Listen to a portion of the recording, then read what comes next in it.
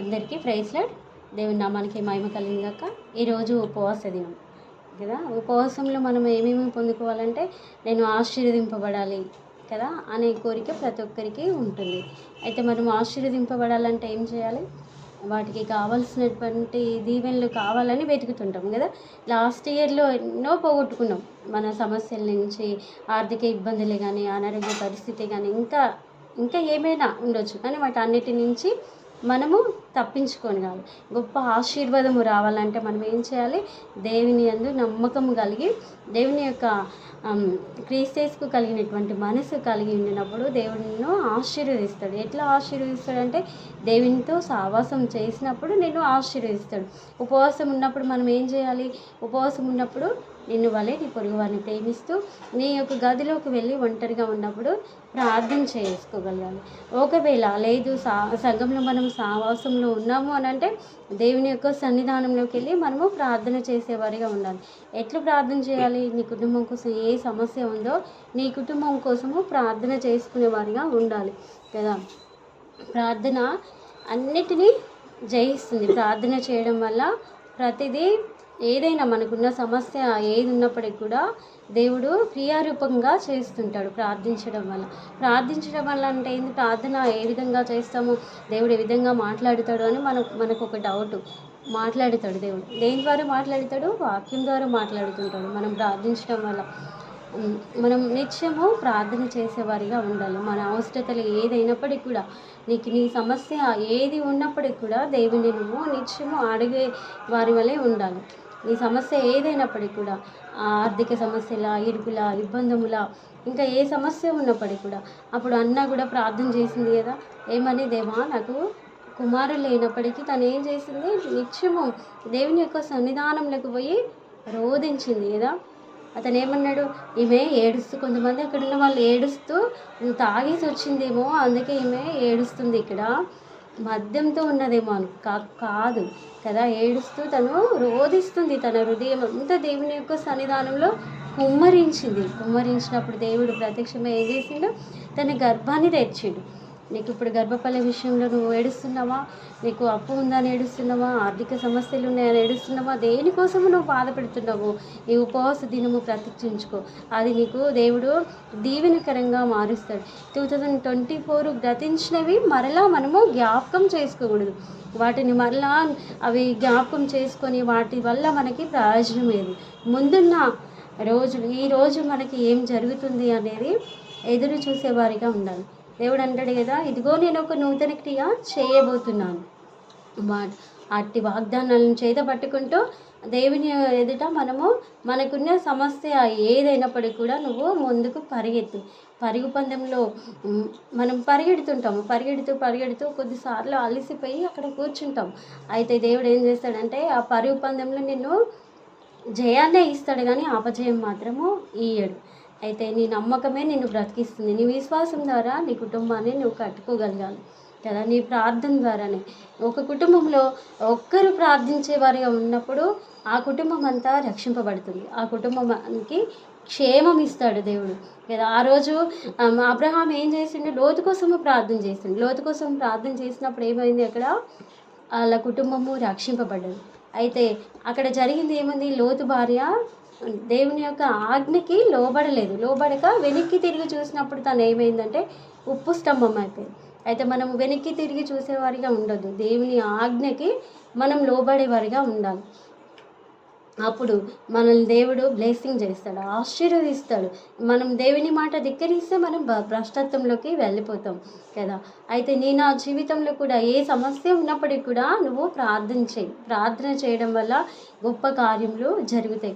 ఉపవాసం ఉండి నువ్వు కన్నీళ్లు విడుచు దేవుని యొక్క సన్నిధానంలో ఎట్లు నీళ్లు కుమ్మరించినట్లుగా నీ హృదయాన్ని కుమ్మరించినట్లయితే నీ సమస్య ఏది ఉన్నప్పటికీ అది ప్రార్థన ద్వారా వెళ్ళిపోతుంది.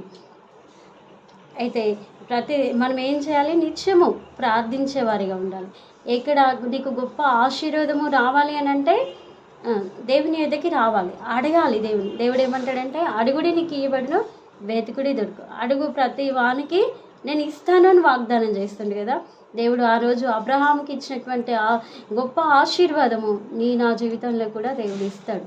కదా. యాకోబును కూడా బ్లెస్ చేసిన దేవుడు మన జీవితాన్ని కూడా బ్లెస్సింగ్ చేస్తాడు.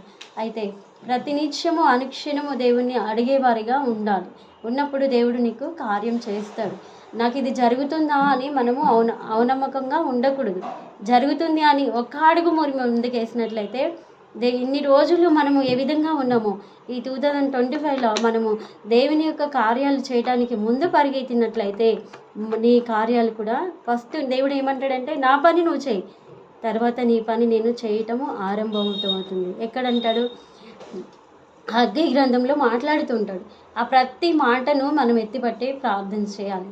ఈ లాస్ట్ ఇయర్లో మనం చేసిన తప్పులని మనల్ని మనము సరి చేసుకుంటూ వాటిని మరచిపోయి గతాన్ని మరచిపోయి ముందున్న వాటి కోసము పరిగెత్తినట్లయితే దేవుడు నీ యొక్క జీవితంలో గొప్ప అద్భుత కార్యం చేస్తాడని నమ్మాలి. నమ్ముట వలన దేవుని మహిమ చూస్తాం. అయితే దేవుని నమ్ముతూ మనము ముందుకి పరిగెత్తినప్పుడు నీకు ఉన్నటువంటి ప్రతి అవసరత నా యేసు నామములో తీర్చబడుతుంది. అడుగు వాటికంటే ఊహించే వాటికంటే నేను అత్యధికంగా చేయగల శక్తిమంతుడని అంటున్నాడు దేవుడు కదా. నువ్వు అడిగితే జలములుగాను భూమి నివాస స్థలంగాను నేను నీకు ఇస్తానని వాగ్దానం చేస్తుండే కదా. అయితే దేవుడు నమ్మదగిన వాడు. దేవునికి అసాధ్యమైనది ఏది లేదు. మనుషులకి అసాధ్యం అవుతుందేమో కానీ దేవునికి మాత్రము సమస్తము సాధ్యమవుతుంది కదా. వీటన్నిటి ఈరోజు వాగ్దానాలన్నీ చేత పట్టుకొని నీ గొప్ప ఆశీర్వాదము రావాలి అంటే నిర్గమకాండము 12వ అధ్యాయం నుంచి 1వ వచనం నుంచి చదివినట్లయితే అందులో ఉన్నటువంటి ఆశీర్వాదాలు మీ కుటుంబాలకి దేవుడు అనుగ్రహిస్తూ వస్తాడు. దేవుడు మాట్లాడుతున్న ప్రతి మాట మీ యొక్క హృదయంలో నెవరవేసుకొని నీరు కట్టి ఫలింప చేయాలని మా యొక్క ప్రార్థన. ఈ కొద్ది మాటలు దేవుడు దీవించునుగాక. ప్రార్థన చేసుకుందాం. ఉపవాస దినంలో ఏమి కోల్పోయినారో వాటి కోసము మనము ప్రార్థన చేస్తూ ముందుకు వెళ్దాము. ఈ ఇయర్లో గొప్ప కార్యాలు, గొప్ప అద్భుతమైనటువంటి కార్యాలు చేయగలగాలి. దేవా నీకు స్తోత్రములు తండ్రి. అయ్యా మీరు మాతో అందరితో మీరు మాట్లాడినారు. అందుని బట్టి నీకు స్తోత్రములు నాయన. అన్న ఏ విధంగా రోధించిందో అయ్యా గర్భపై పిల్లలు లేరు అని ఆ విషయం కొరకే ప్రార్థించినప్పుడు నువ్వు గొప్ప కార్యం చేసినట్లుగా మేము చూస్తున్నాం తండ్రి. మమ్మల్ని కూడా ఈ విధంగా సిద్ధపరిచినటువంటి దేవుడు ఉపవాస దినంలో అయ్యా మా తండ్రి నేను ఉపవసించి ప్రార్థించినప్పుడు గొప్ప కార్యాలు నువ్వు చేస్తానని వాగ్దానం చేసిన దేవుడు ప్రభా. మేము ఉపవసించి ప్రార్థించినప్పుడు అయ్యా రహస్యమందు దాగబడు గూఢమైన మర్మములు అయ్యా నేను నీకు బయలుపరుస్తానన్నావు. అట్లు బిడ్డలకి బయలుపరచండి దేవానికి స్తోత్రాలు. కోల్పోయినవన్నీ మన గత జీవితంలో జరిగినవన్నీ మరిచిపోయి ముందున్న వాటి కోసము పరిగెత్తుటకు నాయన బిడ్డలకి కృపను అనుగ్రహించండి. వారికి ఉన్న ప్రతి అవసరతలను బట్టి అయ్యా ఎత్తిపట్టి ప్రార్థిస్తున్నా. ఎవరికి ఏ అవసరతలు ఉన్నాయో నాయన వాటన్నిటినీ అయ్యా క్రీస్తు మహిమేశ్వర్లో తీర్చమని అడుగుచున్నావు. దేవానికి స్తోత్రాలు.